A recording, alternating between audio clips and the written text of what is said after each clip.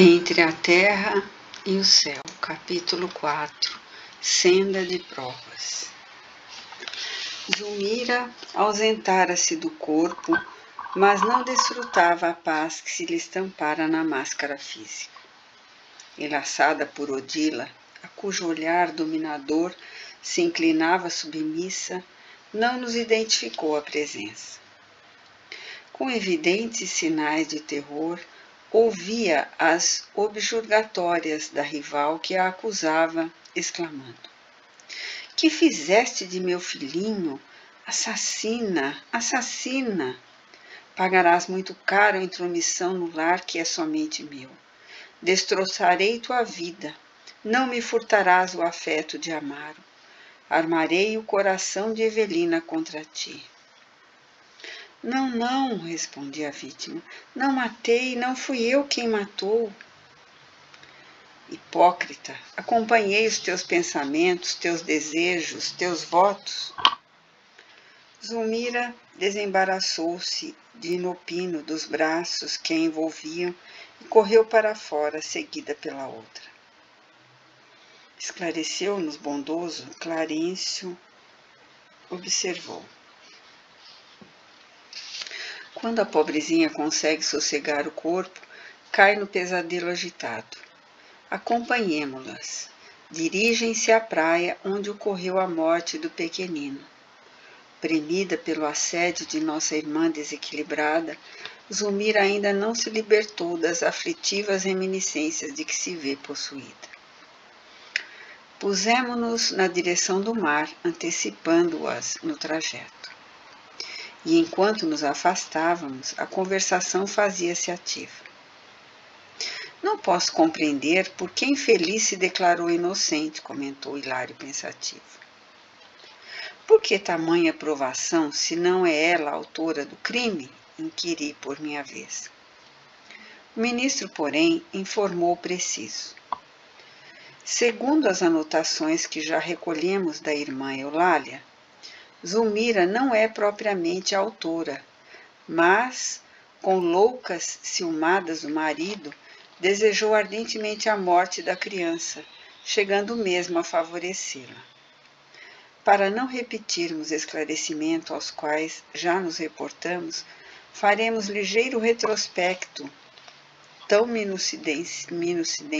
minudenciado quanto possível, examinando o problema aflitivo do casal." Depois de breve pausa, prosseguiu: "Amaro experimentava imensa devoção afetiva pelo filhinho. Quando Júlio adoecia, desvelava-se à cabeceira do Petis com ilimitada ternura. Sabendo-o sem o carinho materno e reconhecendo que a madrasta não primava pelo amor, junto dos enteados, passava a dormir ao lado do caçula, rodeando-o de mimos. Quando tornava a casa, cada dia, confiava-se às longas conversações com o filho, lendo-lhe histórias ou escutando-lhe atencioso as narrativas infantis. Assemelhavam-se a dois velhos amigos, a se bastarem um ao outro. Zulmira, em razão disso, ralada de despeito, passou a ver no menino um adversário de sua felicidade doméstica. A dedicação de Evelina para com o genitor não lhe doía tanto. A filha mais velha era mais doce e mais reservada. Comedida em suas manifestações, sabia dividir gentilezas, sem olvidar a segunda mãe em seu culto de amizade. A madrasta nada sentia contra ela, mas o pequeno excitava-a. Júlio, no extremado apego ao genitor, costumava exagerar-se em traquinadas e caprichos que Amaro desculpava sempre com um benevolente sorriso. Zulmira, pouco a pouco, permitiu que o ódio lhe ocupasse o coração e deixou que o ciúme a enceguecesse a ponto de suspirar pelo desaparecimento do alegre rapazinho.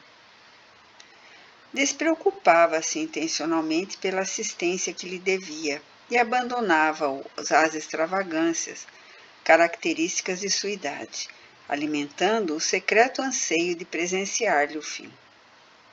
Chegava mesmo a estimular-lhe indébitas incursões na via pública, admitindo que algum veículo podia fazer o que não tinha coragem de realizar com as próprias mãos.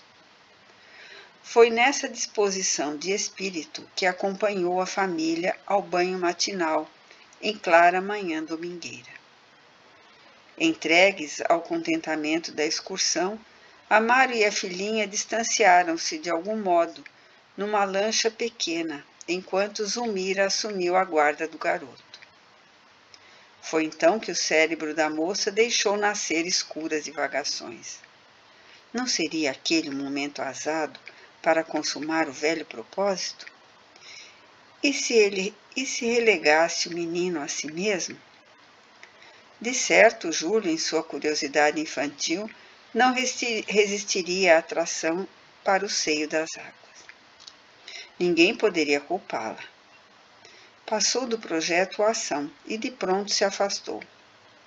Vendo-se a sós, o caçula de Amaro interessou-se mais vivamente pelas conchas multicores a se multiplicarem na areia, perseguindo-as, encantado pelo mar adentro. Até que uma onda veloz lhe chicoteou o corpo tenro, obrigando-o a mergulhar. A criança gritou pedindo-lhe amparo. Realmente poderia ter retrocedido alguns passos, salvando-a. Mas, vencida pelos sinistros pensamentos que lhe dominavam a cabeça, esperou que o mar concluísse o horrível trabalho que não tivera coragem de executar. Quando notou que o enteado havia desaparecido, começou a clamar por socorro, de alma repentinamente dobrada pelo remorso, mas era tarde. Amaro correu precípite e, com auxílio de companheiros, retirou para fora o corpinho inerte. Torturado, chorou amargorosamente a perda do filhinho, recriminando a mulher. Foi então que Zulmira, dominada pelo arrependimento e atormentada pela noção de culpa, desceu em espírito ao padrão vibratório de Odila, que a seguia em silêncio revoltada. Enquanto se mantinha com a paz de consciência, defendia-se naturalmente contra a perseguição invisível, como se morasse num castelo fortificado. Mas, condenando a si mesma, resvalou um deplorável perturbação, à maneira de alguém que desertasse de uma casa iluminada, embrenhando-se numa floresta de sombras. O ministro fez leve pausa de repouso e prosseguiu.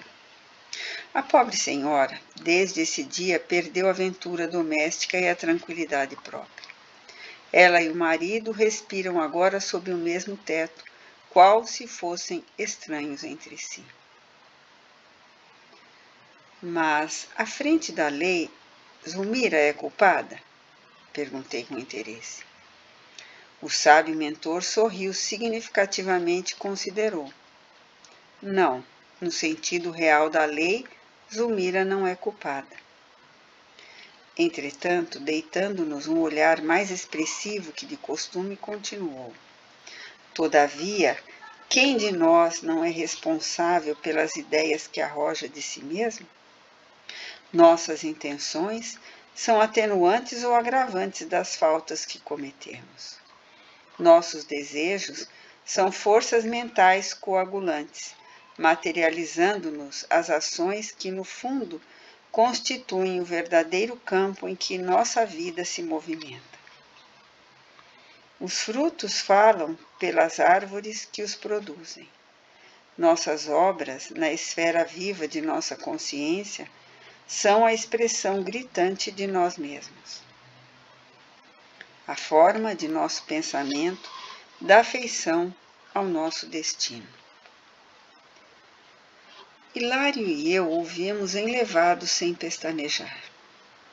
Clarencio, no entanto, guardando a intuição clara do serviço imediato a fazer para não se delongar em digressões filosóficas, retomou o fio central do assunto esclarecendo.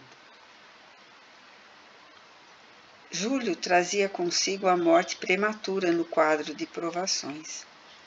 Era um suicida reencarnado.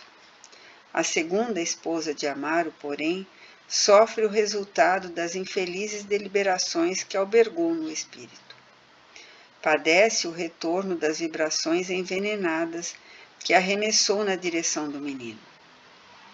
Pelo ciúme, criou ao redor de si mesma um ambiente pestilencial, em que os seus próprios pensamentos malignos conseguiram prosperar, assim como um fruto apodrecido desenvolve em si mesmo os vermes que o devoram, convertendo-se igualmente em pasto de outros vermes que o alcançam. Supondo-se responsável pela morte da criança, uma vez que asilou o delituoso plano a que nos referimos, Zulmir abandonou-se ao mal que trazia consigo, imantando-se ainda ao mal de que a adversária é portadora, e tornou-se, por isso, enferma e dementada. E o pequeno em toda a história? Inquiria admirado. Júlio foi conduzido à região que lhe é própria. Mas Odila não poderia vê-lo certificando-se de toda a verdade? Infelizmente, explicou o venerando instrutor, a infortunada criatura tem um centro genésico plenamente descontrolado, e isso lhe impede a visão mais ampla. Não consegue querer senão o marido, em vista do apego enlouquecedor aos vínculos do sexo, que a paixão nada faz senão desvirtuar. Odila possui admiráveis qualidades morais que jazem por enquanto eclipsadas. Desencarnou em largo vigor de seu idealismo feminino, sem uma fé religiosa, capaz de reeducar-lhe os impulsos, justificando-se desse modo a superexcitação em que se encontra.